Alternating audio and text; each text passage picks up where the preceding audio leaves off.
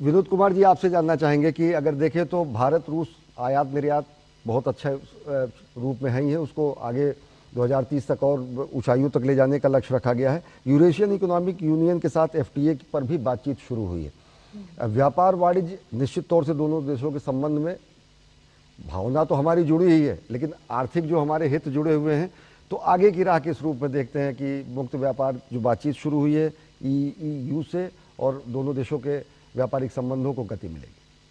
हाँ, जो लक्ष्य रखा गया है अभी, जिसके बारे में बात हो रही है कि 2030 तक हम 100 बिलियन डॉलर तक अपने आपसी व्यापार को ले जाएंगे, तो इस दिशा में मुझे लगता है कि काफी संभावनाएं हैं।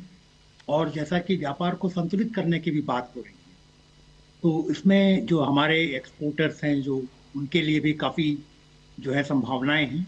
जी। दूसरा, जो वैसे एक देश का दूसरे देश के संबंध पर कोई असर खास नहीं पड़ता है, लेकिन यहाँ पर ये बात मैं कहना चाहूंगा कि जो अमेरिकन टैरिफ्स की वजह से भारतीय एक्सपोर्टर्स के लिए न केवल रूस बल्कि यूरेशियन इकोनॉमिक यूनियन के जो अन्य सदस्य देश हैं और इसके अलावा अन्य देश हैं, वहाँ भी एक संभावनाएं जो की हैं वो दिख रही हैं। और इस दिशा में एक्सपोर्टर्स ने प्रयास भी शुरू कर दिए हैं। जी। और इसलिए हमें आशा है कि हमारा व्यापार रूस के साथ में और यूरेशियन इकोनॉमिक यूनियन के देशों के साथ में बढ़ेगा।